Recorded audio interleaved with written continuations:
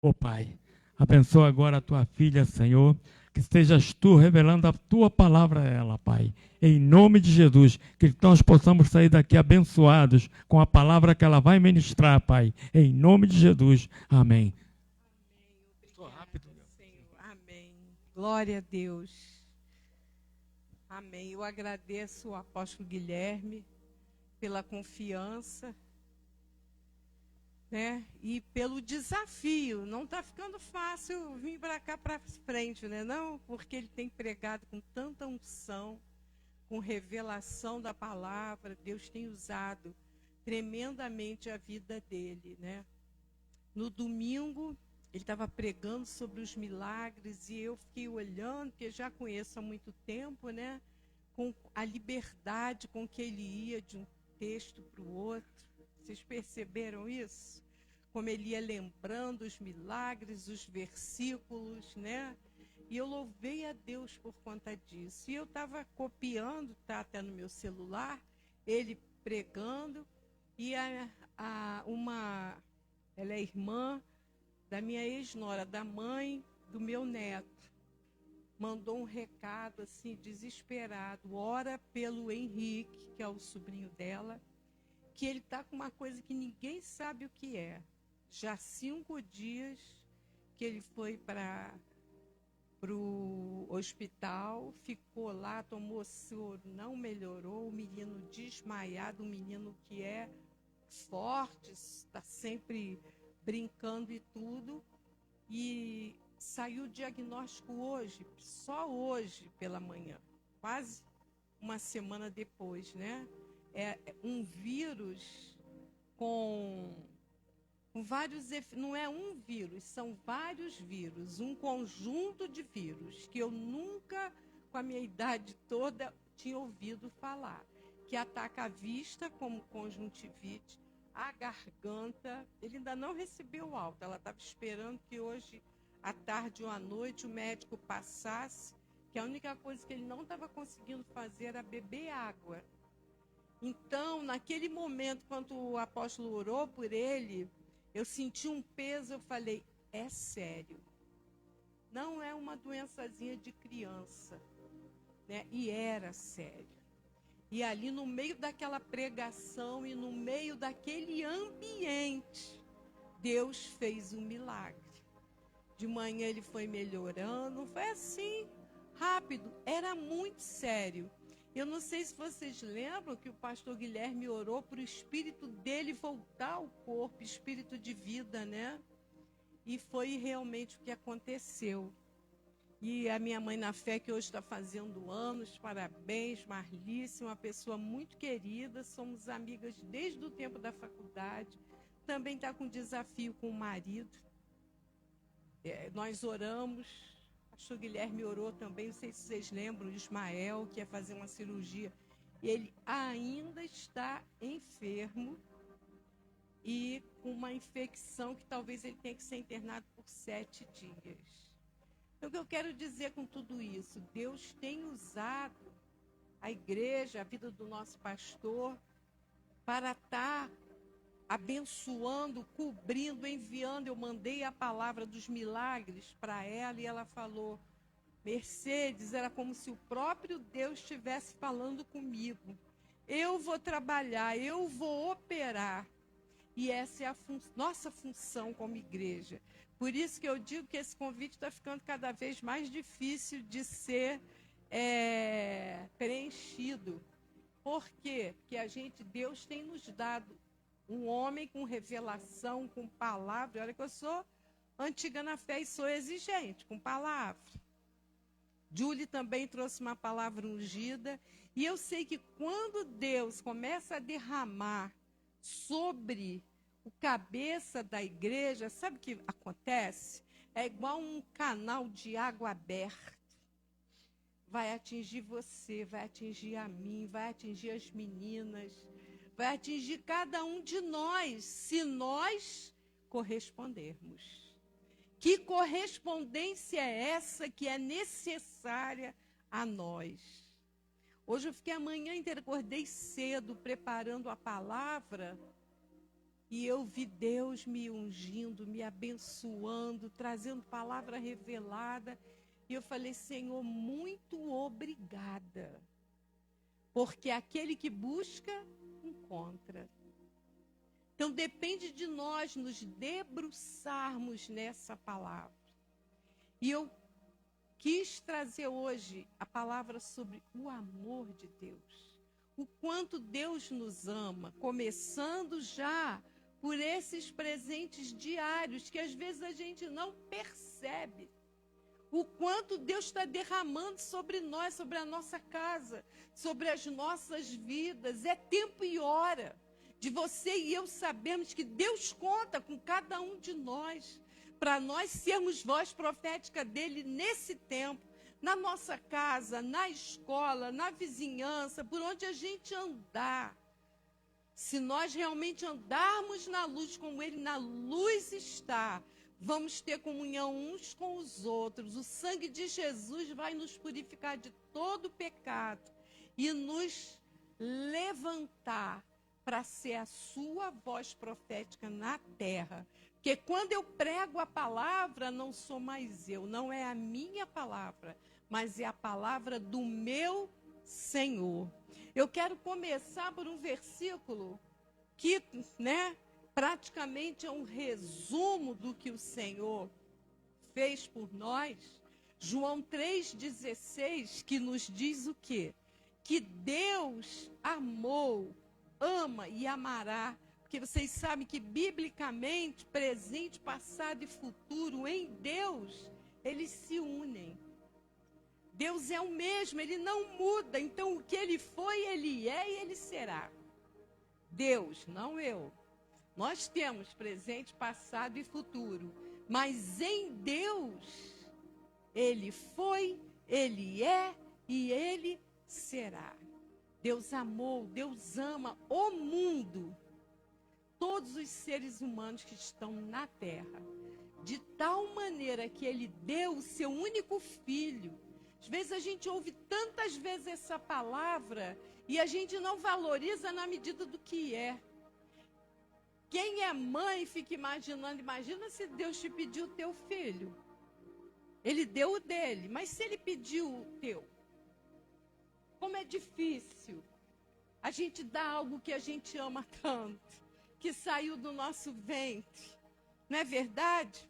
Às vezes até para ir para outra nação, você fala, mas Senhor, vai me separar do meu filho, porque vai para tão longe, e a gente chora, não é nem para morrer, para ir, não é verdade?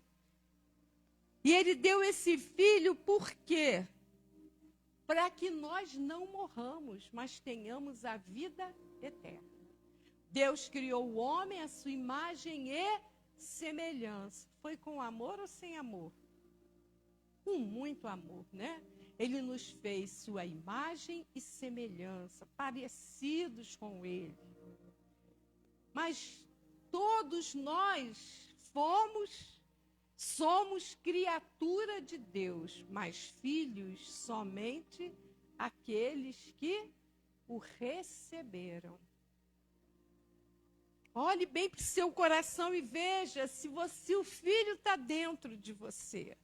Se você já recebeu o filho, porque quem tem o filho tem a vida eterna.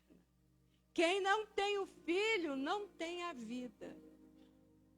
E o desejo de Deus é que todos nós tenhamos vida, e vida em abundância. O que significa isso? Jesus entranhado em nós. Jesus tabernaculando em nós. Jesus sendo nossa essência. Todas aquelas coisas que nós podemos admirar em Jesus. Humildade, mansidão, aptidão em falar a palavra certa, na hora certa, a palavra que edifica, a palavra que traz revelação. Tudo isso o Senhor quer nos dar, para que nós sejamos pequenos ou grandes cristinhos. A palavra de Deus diz o quê? É Cristo Quem completa? Em vós, esperança da glória. E que glória é essa? É a glória da palavra, é a glória da bondade, é a glória da benignidade. Nosso pastor, na semana passada, disse: o milagre é temporário. Vocês lembram disso? Mas o propósito é eterno. Então, nós falamos de eternidade. Eternidade, algo que vai nos acompanhar. Algo que vai nos acompanhar. Eu vi uma pequena fala quando a gente vê aquelas coisas no YouTube. Como é que chama? Pequena fala da Tata Werneck, que perguntaram a ela: se você pudesse, até mandei para algumas pessoas, né? Ensinar alguma coisa para o seu filho, que você ensinaria a ter fé em Deus. E ela cita o testemunho da avó. É nisso que eu quero, é aí que eu quero chegar. Existem muitas pessoas que estão ao nosso redor querendo ver o nosso testemunho. E a avó estava para morrer e ela perguntou: vó, você está com medo de morrer? A avó falou: eu com medo? Senhor Jesus já tem um lugar preparado para mim. Ela falou: eu queria ter essa certeza, eu queria ter essa convicção. Se nós realmente já entregamos a nossa vida para Jesus, se Jesus habita em nós, nós precisamos confessar que nós temos essa convicção. Porque Jesus falou: eu vou para o Pai, mas eu vou vos preparar um lugar. Nós já temos um lugar preparado. Que os nossos olhos muitas vezes estão fixos na terra, naquilo que nós podemos alcançar ou conquistar aqui. E às vezes a gente conquista tantas coisas, mas quando a gente vê outras, aquela conquista parece que não é grande coisa. Não sei se vocês estão entendendo, né? Por mais, né, que eu tenha conquistado uma carreira, um marido companheiro, porque a gente vai edificando, né? O casamento é um benefício das duas partes que se integram. Mas se você está com um filho afastado, como eu estou, parece que aquilo está faltando, não compensa. Você chora, você geme, você deseja que haja um retorno. Você deseja que ele deseje o que você deseja. Estão compreendendo? E a gente sabe que Deus ama. Deus ama, Deus quer colocar na mesa, Deus quer demonstrar esse amor de maneira prática, benigna, eficaz. Mas muitas vezes nós damos as costas. Como quando Jesus convida aquele monte de convidado, e eles saem, e eles não querem vir, então fala: pode chamar os que estão pelo caminho. Vim para os meus, mas os meus não me receberam. Mas a todos quantos o receberam, lhe deu o poder de serem filhos de Deus. Então a diferença, o Senhor não faz acepção de pessoas, mas nós fazemos.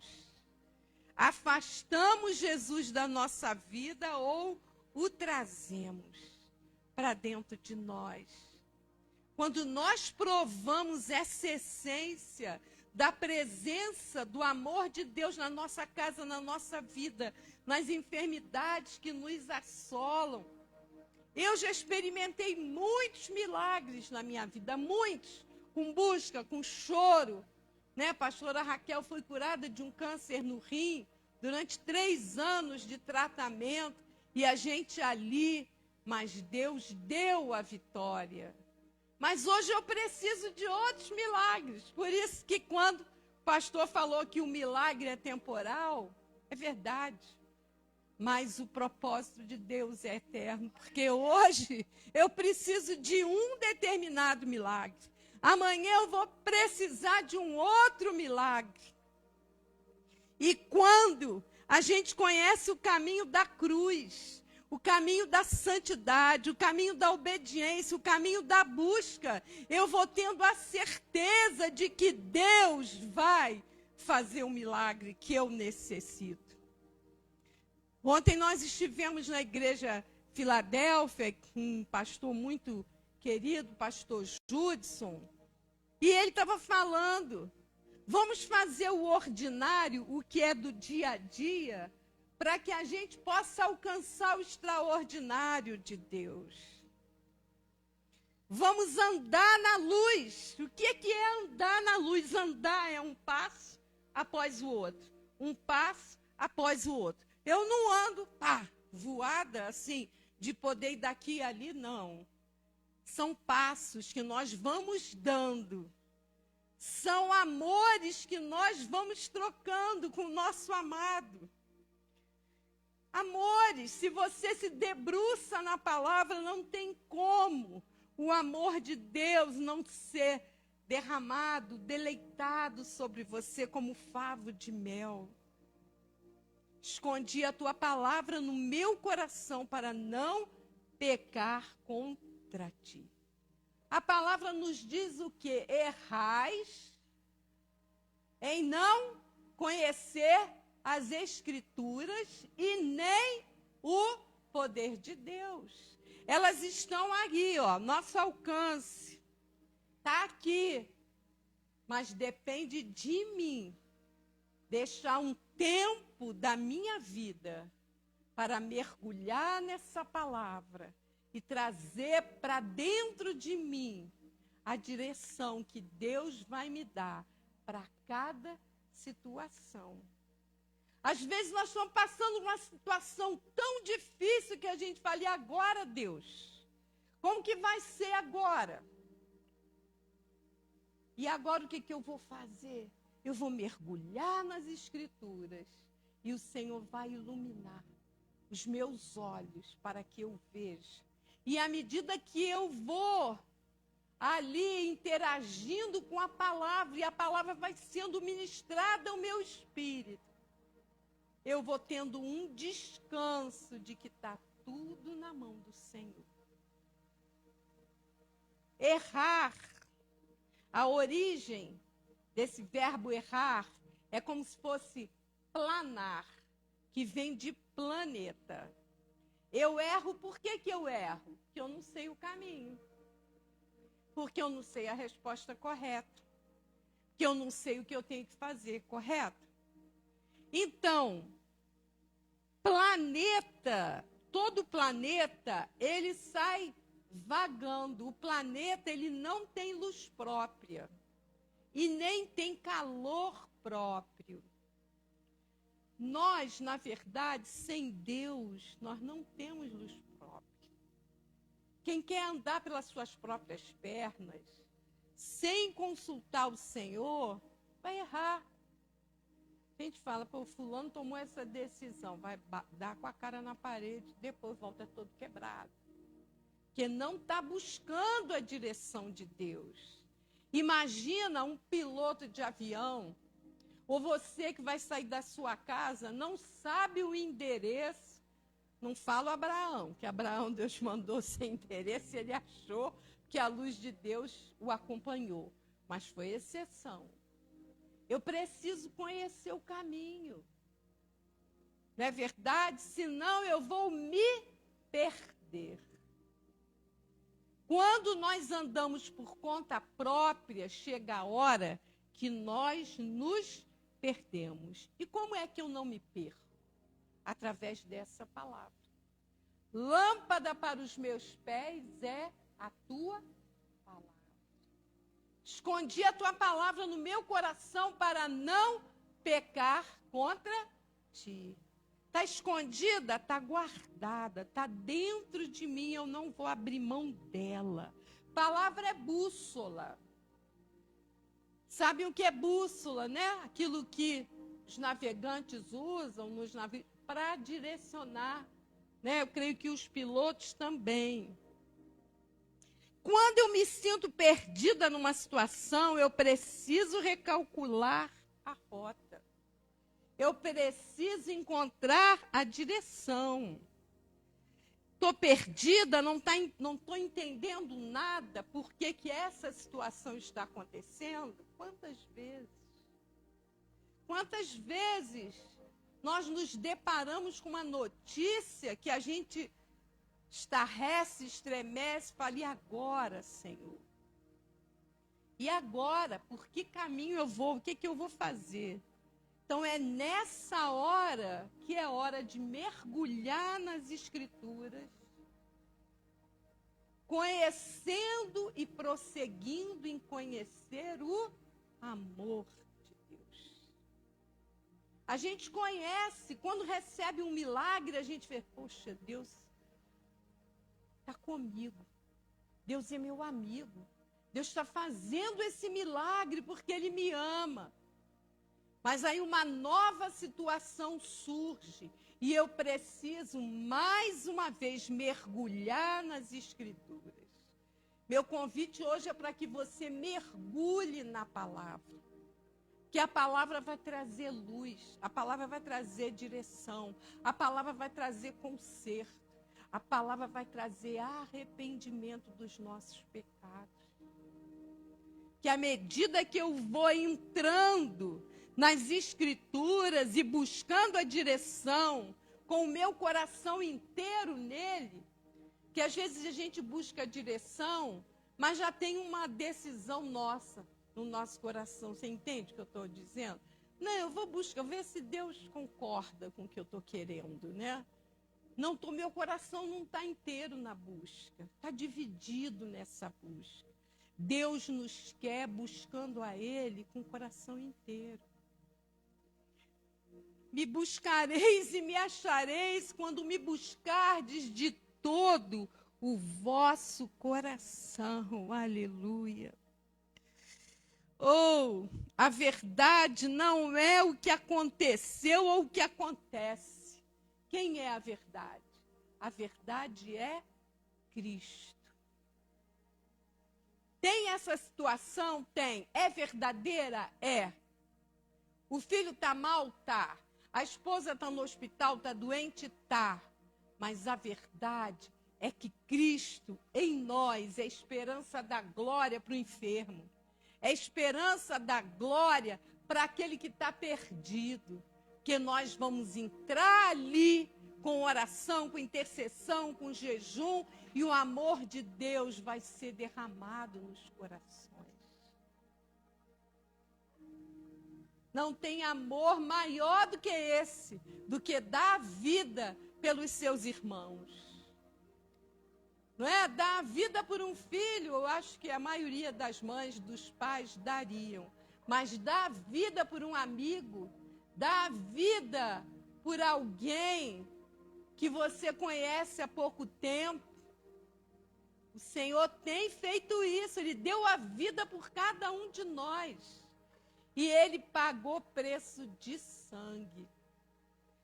Eu sempre disse para as pessoas que eu já discipulei, Senhor ama a todos igualmente, porque Ele pagou o mesmo preço de resgate.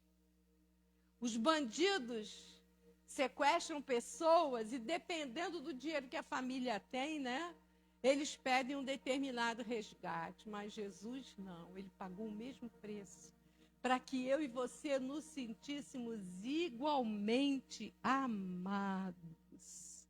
Aleluia!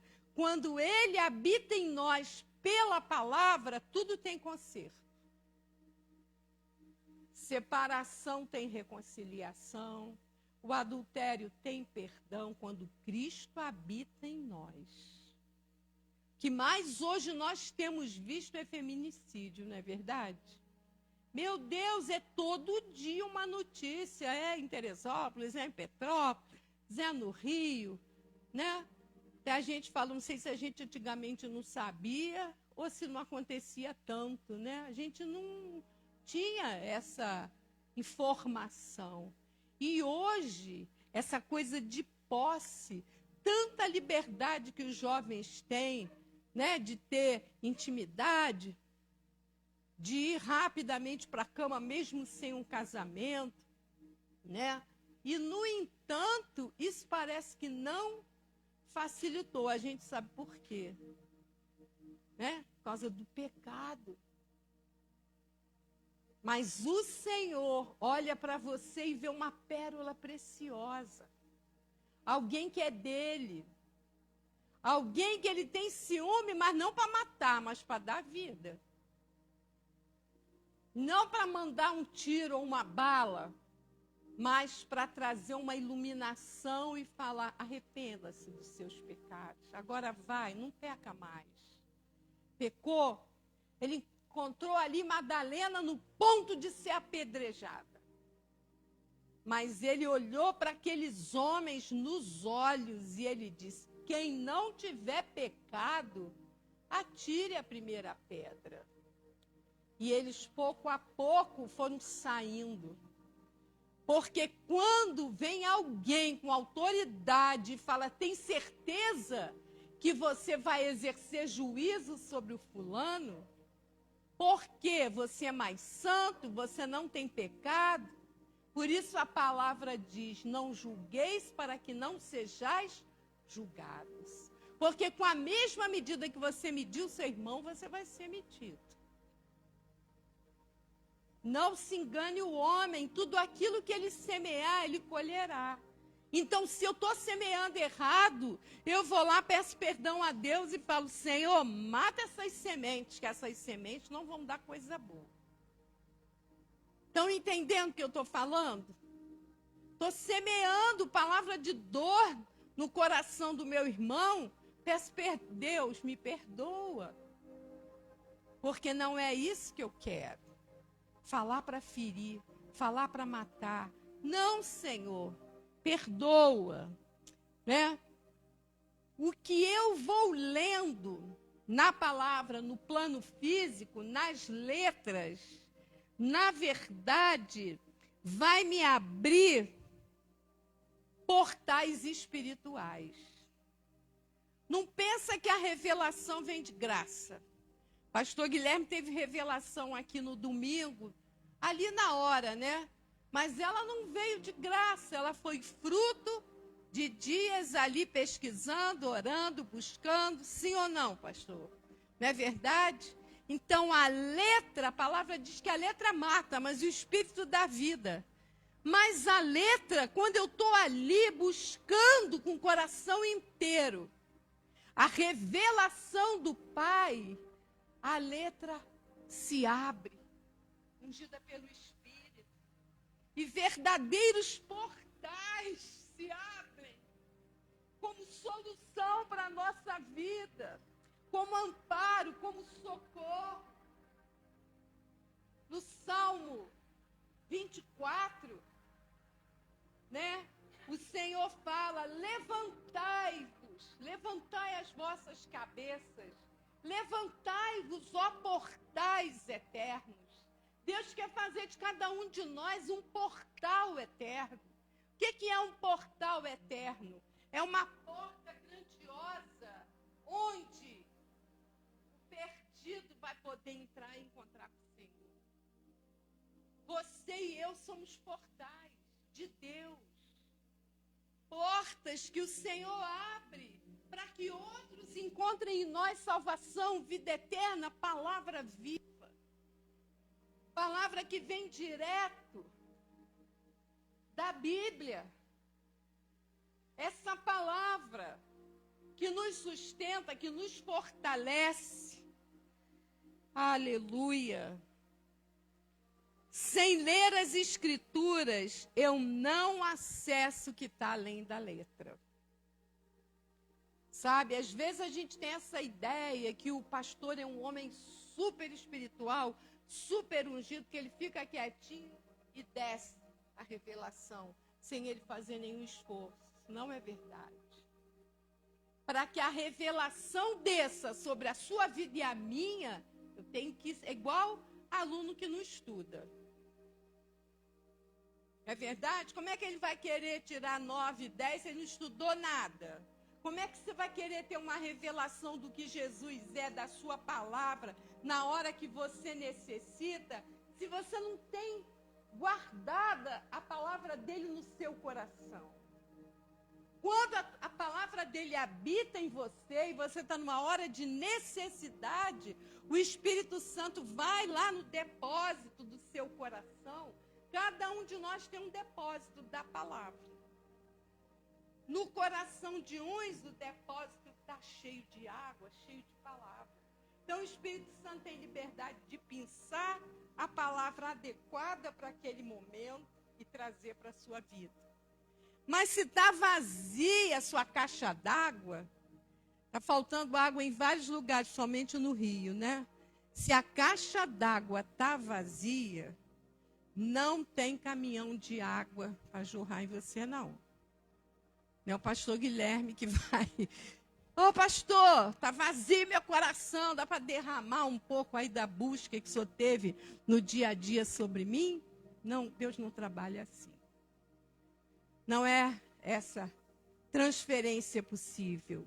Ele derrama na hora que ele está pregando. Eu estou derramando água sobre a sua vida agora. Mas você tem que reter. Você tem que ter vasilha para poder reter, né? Então, sem ler as Escrituras, eu não acesso o que está além da letra. Ele abre os meus olhos através da leitura da palavra.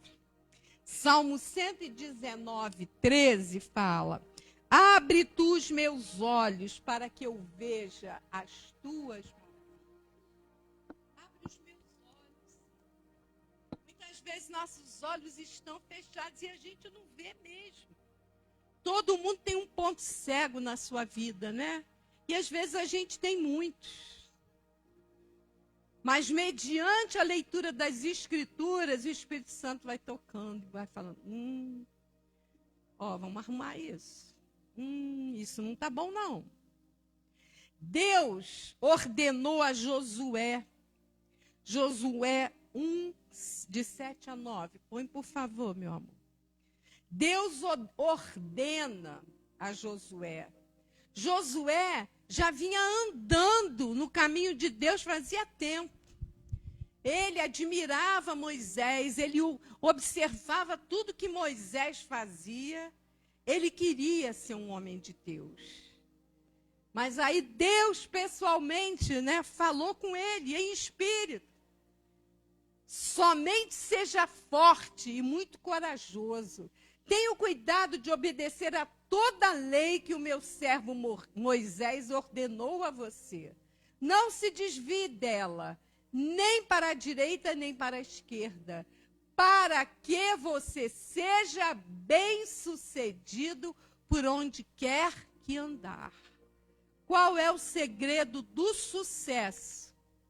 Eu andar na palavra. 8. Não deixe de falar as palavras desse livro da lei. Agora já é uma segunda ordem. Primeiro, não se desvie da palavra, nem para a direita, nem para a esquerda. E agora, além, não deixe de falar aquilo que você entesourou.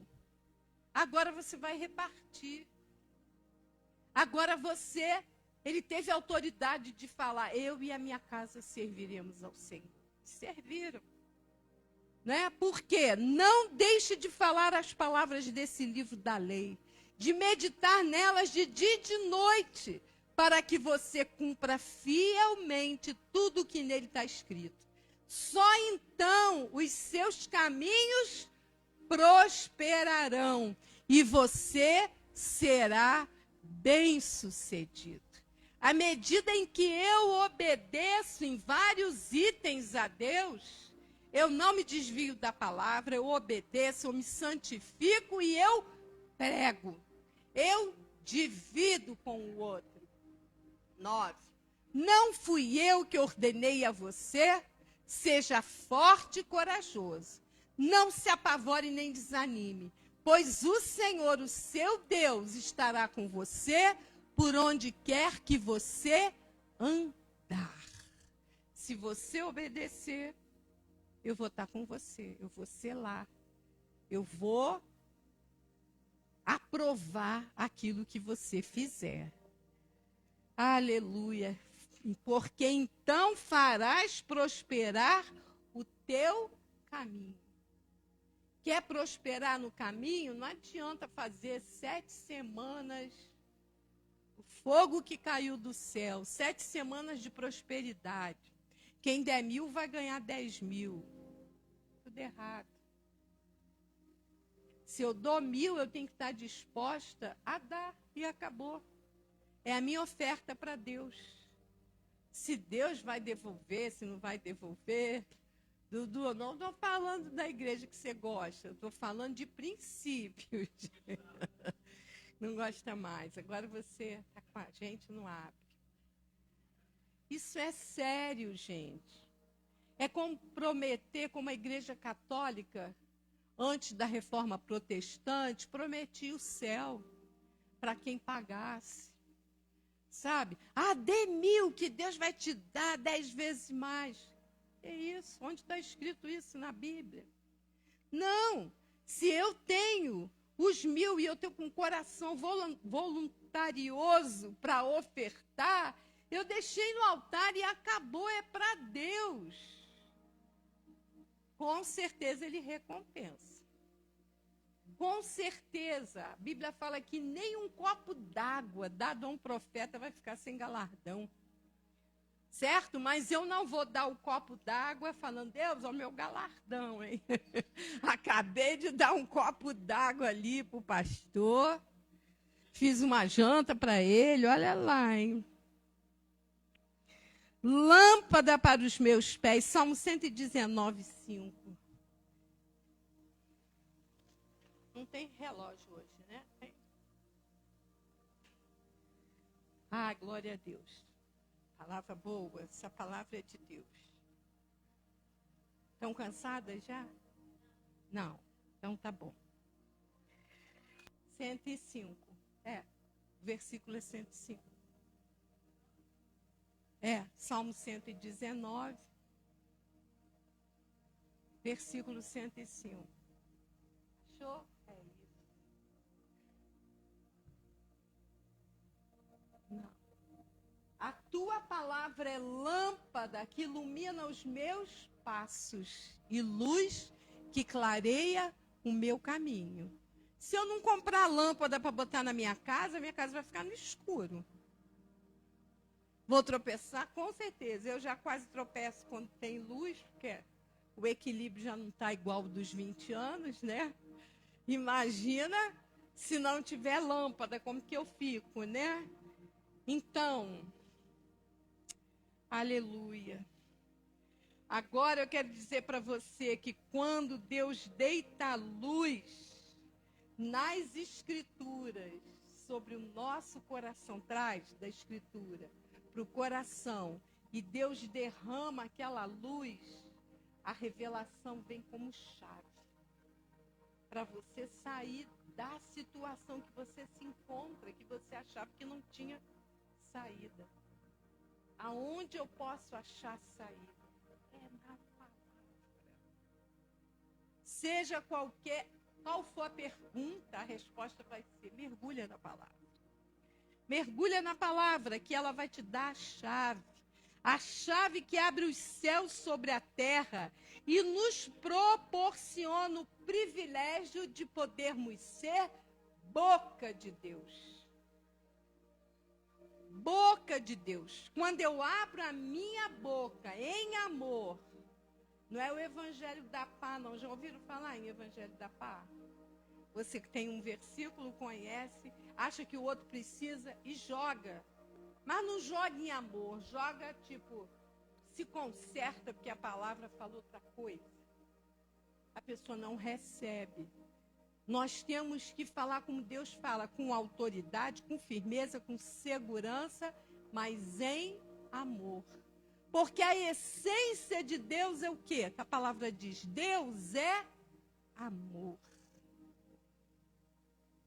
Então, para a gente exortar, para a gente falar, a gente tem que amar.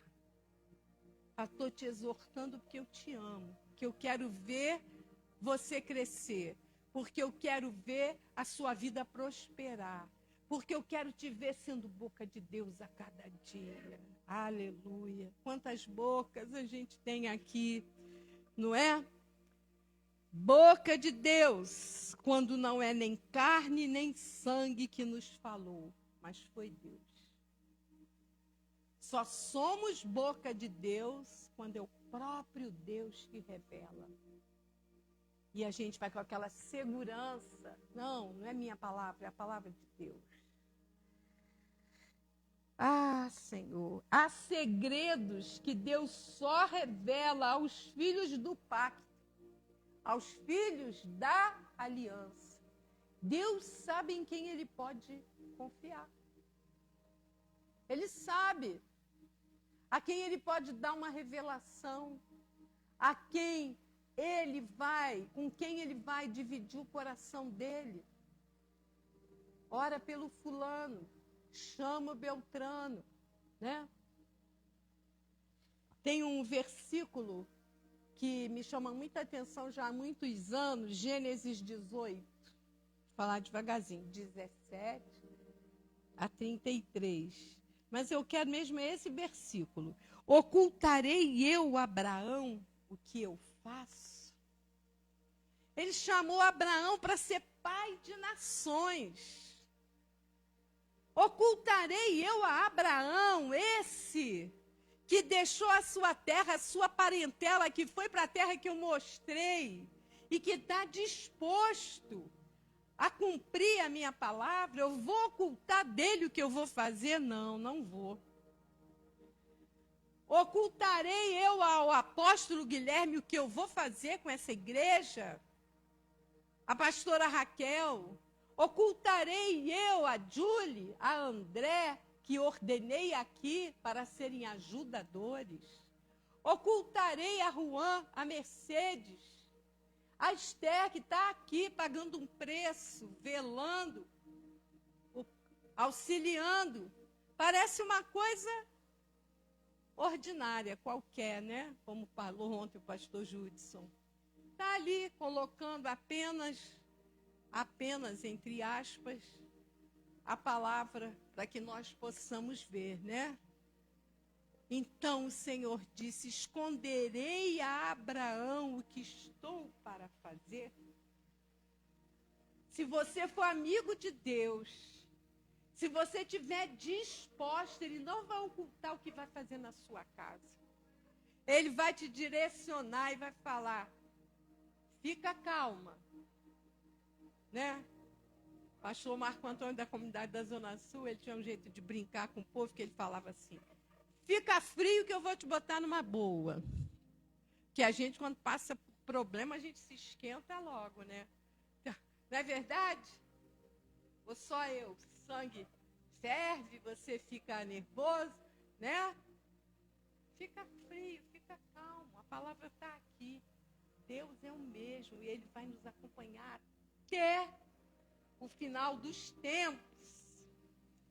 Aleluia! Deus reconhecia em Abraão um amigo para o qual podia confidenciar os seus mais profundos segredos.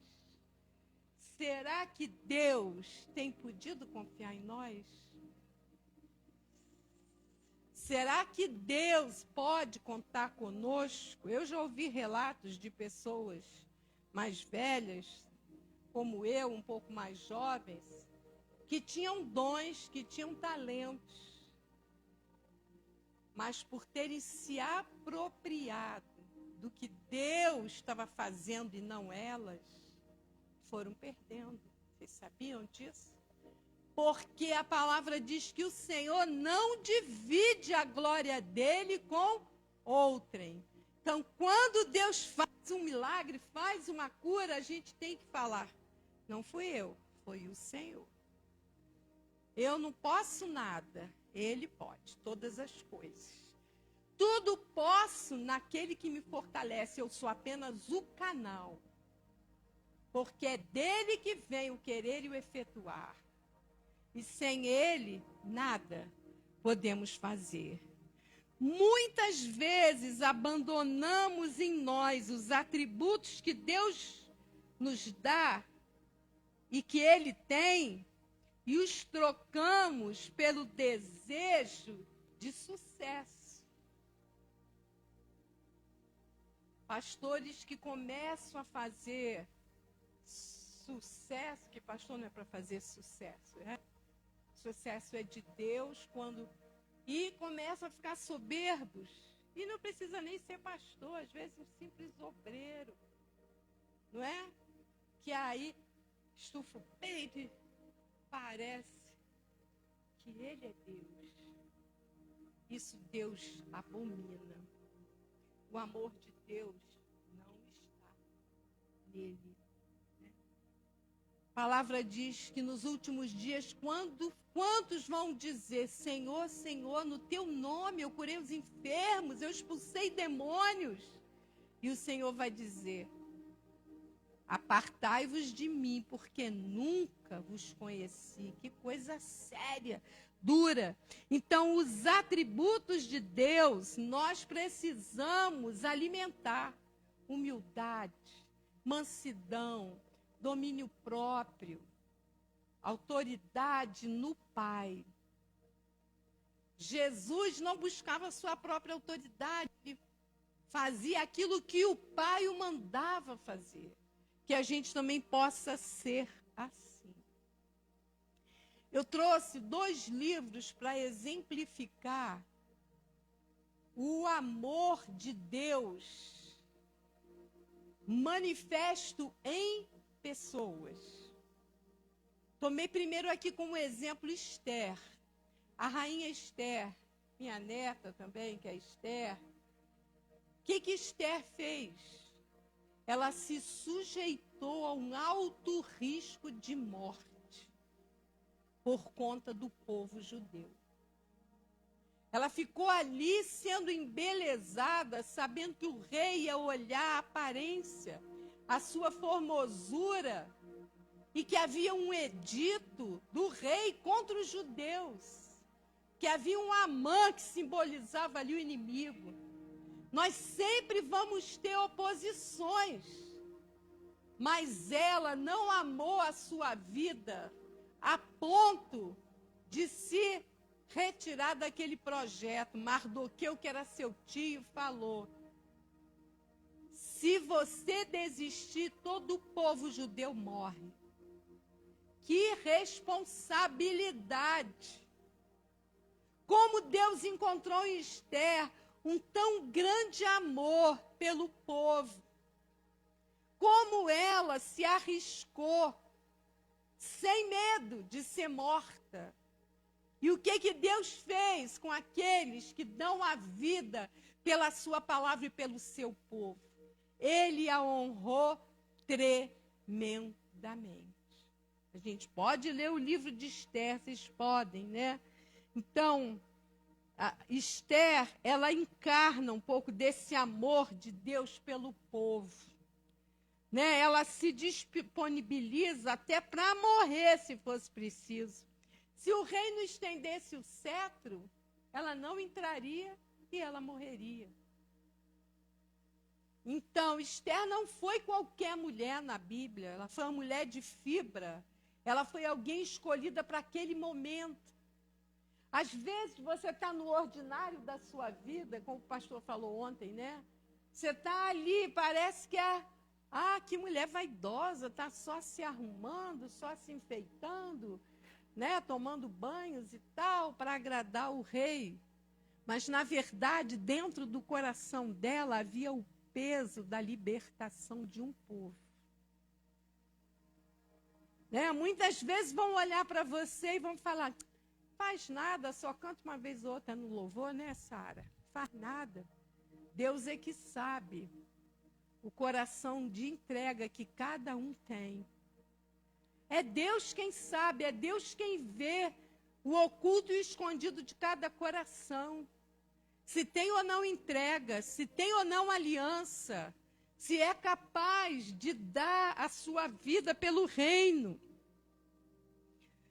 Não é? Manter os olhos iluminados por um propósito. O milagre é passageiro, mas o propósito é eterno. Esther se eternizou na palavra, na vontade de Deus.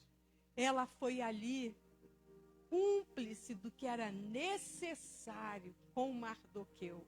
E aquele homem que os ameaçava, que estava ali como se ele fosse o todo-poderoso, ele literalmente cai do cavalo, se dá mal. E a forca que ele faz para Mardoqueu, quem vai para ela é ele. Se andarmos na luz, como ele na luz está, o Senhor vai manter o nosso coração iluminado. Aleluia. Deixa a luz de Deus entrar. Deixa o Senhor operar. Isso era um hino antigo, muito antigo. Deixa a luz de Deus entrar. Deixa o Senhor operar. Que operando Deus, quem impedirá? Deixa ele. Mardoqueu e Esther creram que o Senhor seria o libertador do povo. Que o Senhor podia mudar o luto em alegria, a sentença de morte em sentença de vida. E o edital do rei foi mudado. Vocês acham que isso é pouca coisa? Isso foi milagre. Milagre que aconteceu a partir de dois corações em aliança. Dois corações em aliança que conseguiram contagiar o povo judeu para que todos estivessem jejuando e orando. E Deus se move pelo jejum e pela oração. Deus maravilhoso. Aleluia. A sentença foi mudada. Deus quer nos dar novas vestes. Retirar os sacos de cinza, como Mardoqueu, andava por ali na porta do palácio, e nos dar vestes reais. Nós temos a realeza de Cristo. Somos filhos do rei, filhos e filhas do rei. Mas existe uma roupa nova para nós alcançarmos, tendo novidade de vida. Substituindo o que nós pensamos pelo que Deus pensa. Porque os pensamentos de Deus são muito mais altos do que os nossos, né? Ele tem uma aliança conosco. Ele tem uma mesa posta para nós nos assentarmos com Ele. Preparas uma mesa para mim, Salmo 23, eu acho que todos conhecem, na presença dos meus inimigos. Deus continua pondo mesas para nós na presença dos nossos inimigos. Vão cair, um por um, aqueles que querem nos assolar, aqueles que querem nos deprimir, aqueles que querem nos humilhar, nos pisar, dizer que nós não somos vitoriosos. Quantas amarguras na metade desse processo Mardoqueu passou, quantos medos, quantas situações de aperto. Mas ao final, Deus troca as suas vestes. Aleluia. Precisamos manter o nosso altar aceso. O altar é o cantinho que você separa para falar com Deus. Eu sempre sento lá na poltroninha que eu tenho no meu quarto. Hoje eu mudei o altar, né, Juan? Fui para a varanda. Estava um dia lindo, né? E lá dá muito vento. Quando está frio, é muito frio. Com a mesa. E eu falei, eu gostei de fazer o altar aqui. Fiquei lá a manhã inteira, não me cansei. Meu marido me cobriu para eu poder ficar a manhã toda ali, sentadinha, buscando, arrumando. Ajeitei a palavra não sei quantas vezes, como se eu pudesse ajeitar, que a gente não tem o que ajeitar. A palavra é eterna, a palavra é viva. Mas a gente quer explicar bem explicadinho, esmiuçar para que todos entendam, né? Aleluia. Nada deve acontecer na vida de um cristão que não venha do altar. Vai ficar noiva, né, Nathalie? Foi para o altar. Primeiro foi para o altar, não é verdade? Aí espera a confirmação, vê se é de Deus, busca a palavra, busca os pastores, pede os amigos, né? André, Julie, pastor Guilherme, pastora Raquel, está sempre ali, né? Abençoando, orientando, ajudando, porque é do altar da casa de Deus e do seu altar pessoal que devem sair as nossas decisões.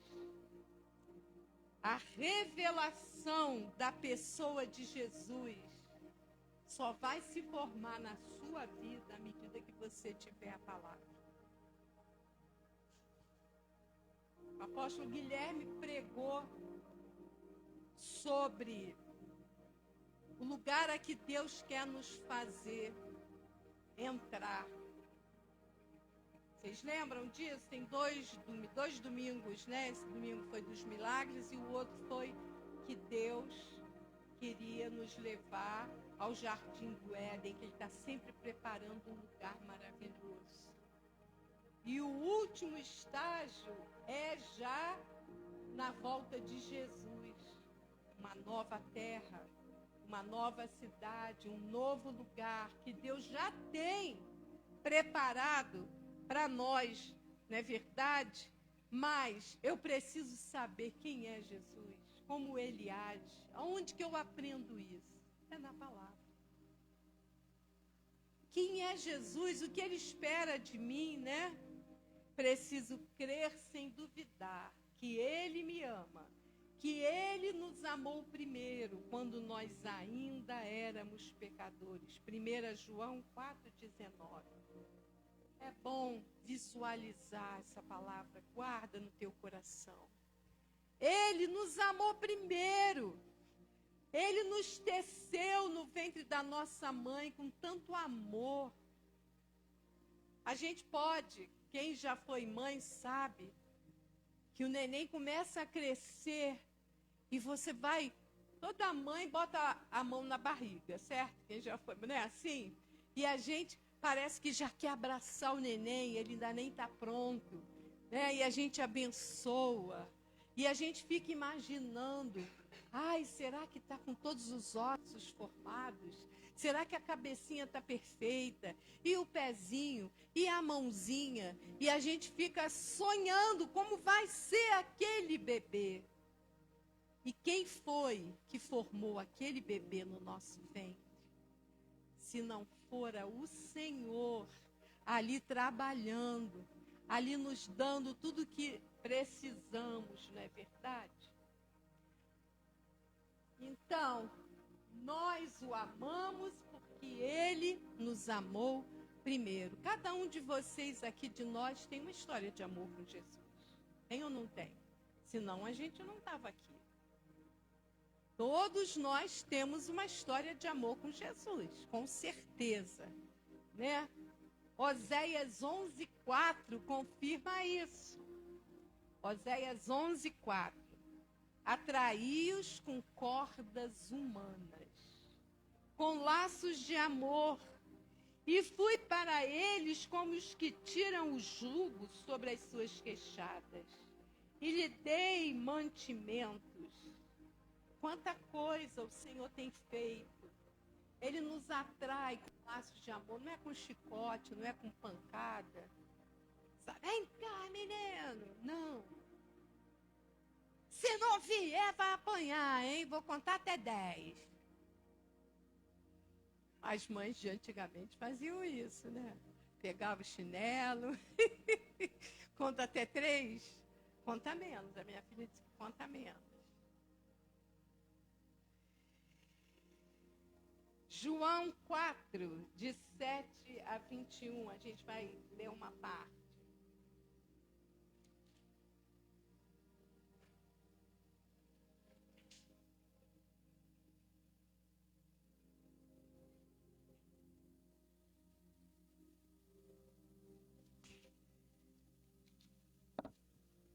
Vamos lá? Nisso, veio uma mulher Não, não é isso não. Espera aí. Falar sobre o amor. É rapidinho. 1 João, eu falei errado, fui eu. 4, de 7 a 21, que fala, filhinhos, amemo-nos uns aos outros. Isso, 1 João, carta, né? Amados, amemo-nos uns aos outros, pois o amor procede de Deus, natureza, essência de Deus. Aquele que ama é nascido de Deus e conhece a Deus. Vai passando.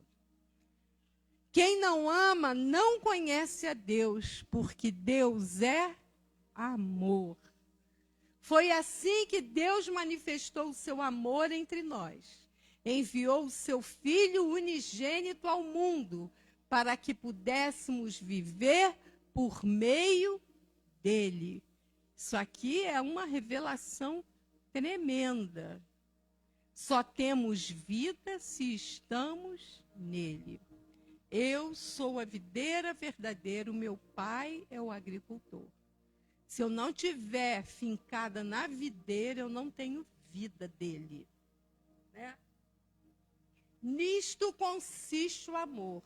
Não em que nós tenhamos amado a Deus, mas em que ele nos amou e enviou o seu Filho como propiciação pelos nossos pecados.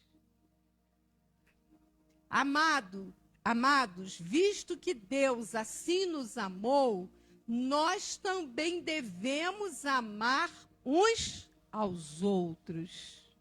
Ninguém jamais viu a Deus. Se amarmos uns aos outros, Deus permanece em nós e o seu amor está aperfeiçoado em nós. Sabemos que permanecemos nele e ele em nós, porque ele nos deu o seu Espírito. E vimos e testemunhamos que o Pai enviou seu Filho para ser o Salvador ao mundo.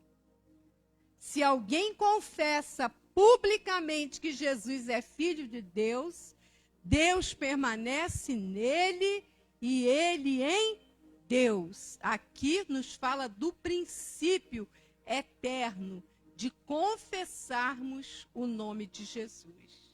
Se nós o confessamos publicamente, ele também vai confessar o nosso nome diante do Pai e diante da eternidade, né, do Espírito. Assim conhecemos o amor que Deus tem por nós e confiamos nesse amor. Deus é amor. Todo aquele que permanece no amor, permanece em Deus e Deus nele. Vou parar por aqui porque eu ainda quero falar sobre Pedro. Esther, a gente viu, né, como um modelo do grande amor. Pedro, claro, ele é biblicamente um dos heróis da fé. Mas eu quero dizer para vocês que assim como Pedro, muitas vezes duvidou do quanto Deus o amava, negou Jesus 3 vezes, nós também, que temos temperamento assim, forte, precisamos aprender que Deus não nos abandona. E eu vou pegar com vocês uma passagem de quando Pedro está na prisão. Era uma situação muito difícil, porque 2 discípulos, um diácono que era Estevão, tinha já morrido apedrejado, e Pedro agora se encontrava preso. Porém, ele não sabia, mas havia uma oração incessante pela vida dele. Porque Pedro foi um grande homem de Deus. Ele experimentou grandes coisas, mas também foi exortado por Jesus a ponto de Jesus falar para ele: fica quieto, Satanás. Claro que Jesus sabia que ele não era Satanás, mas ele era impetuoso. Eu quero falar uma coisa para você, séria. Isso foi uma revelação que Deus me trouxe mesmo. Certo? Ainda não reparti, mas eu sei que o apóstolo vai concordar. Mantenha os seus pés calçados. Mantenha, não é com esse sapato natural, não, é calçados com a palavra.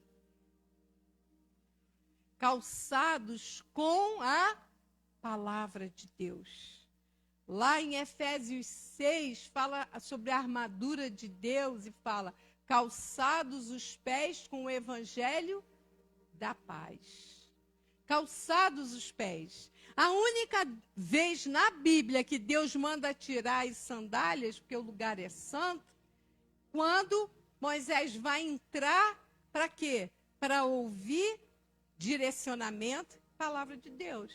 Porque existe uma hora em que nós deixamos a nossa bagagem para ouvir o novo de Deus. O que Deus vai ter para mim agora? O que Ele vai me dizer? Mas manter o evangelho calçados os nossos pés, manter a palavra escondida no nosso coração. Né? Vocês sabem que existe um ditado popular que fala, fulano está calçado porque ou tem um pistolão, ou tem uma carta na manga, né? Nós temos que estar calçados com o evangelho da paz, né? Olha só, eu vou falar sobre alguns pés aqui.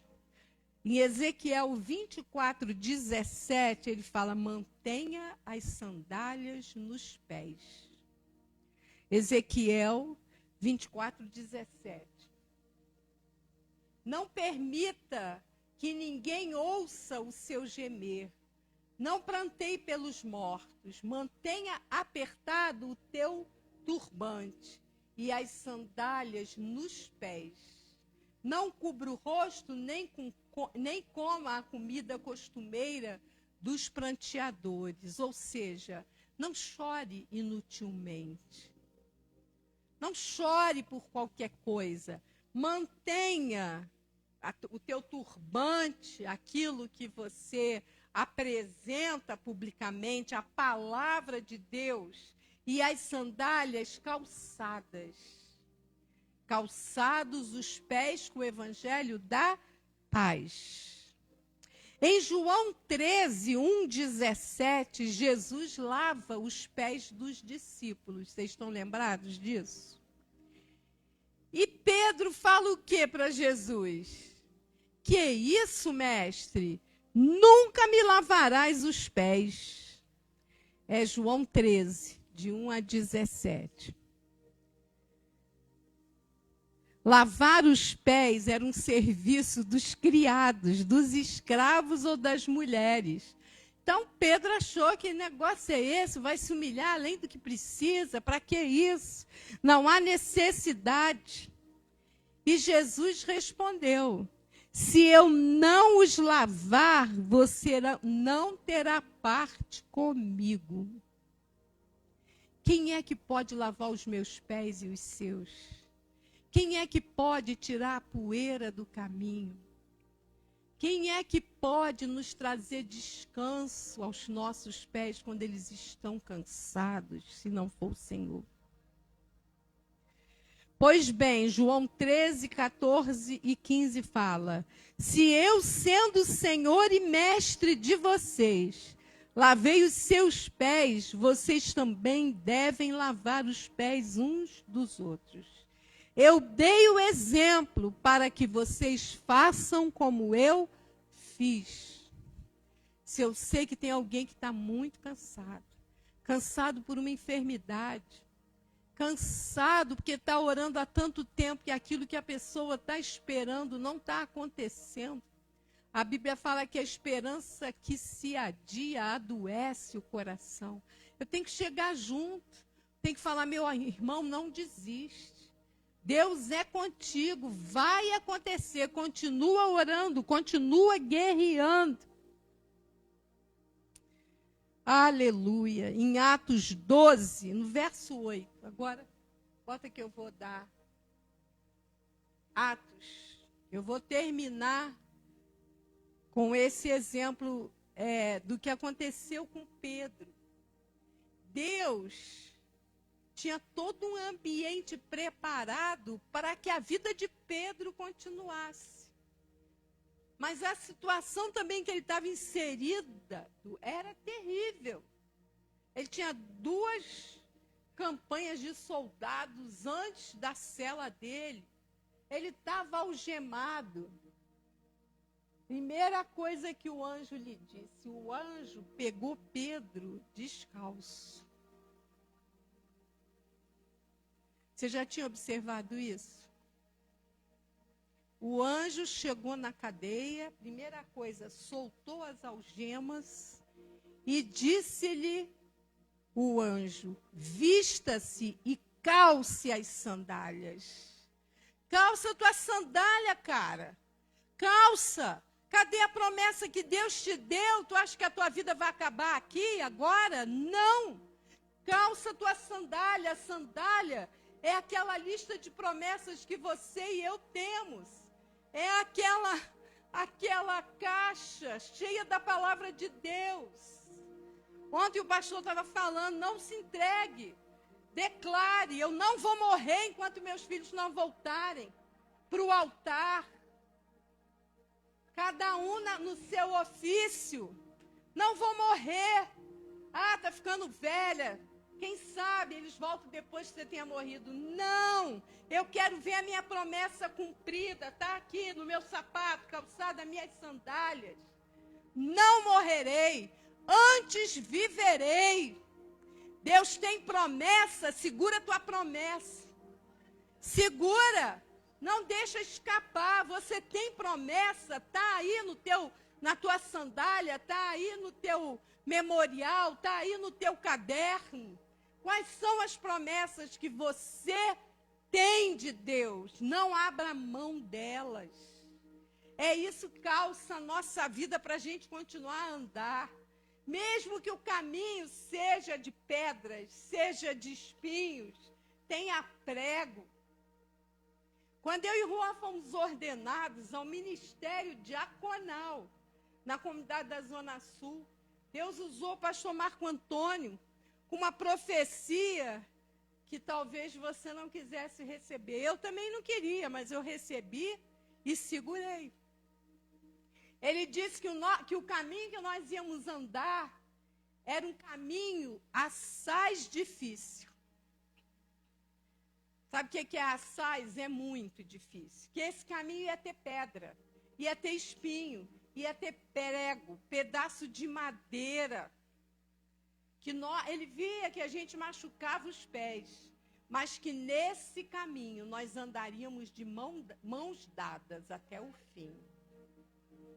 Aleluia. Eu recebi e guardei a promessa. Vamos andar de mãos dadas até as promessas se cumprirem. Não vou tirar a sandália do meu pé. Não vou jogar fora a minha promessa. Antes vou declarar. Não morrerei. Antes viverei. E verei a promessa de Deus cumprida na terra dos viventes. Aleluia. Porque fulano não viu o filho voltar. Só depois que ele morreu que ele voltou. Eu não sou fulano. Eu sou Mercedes.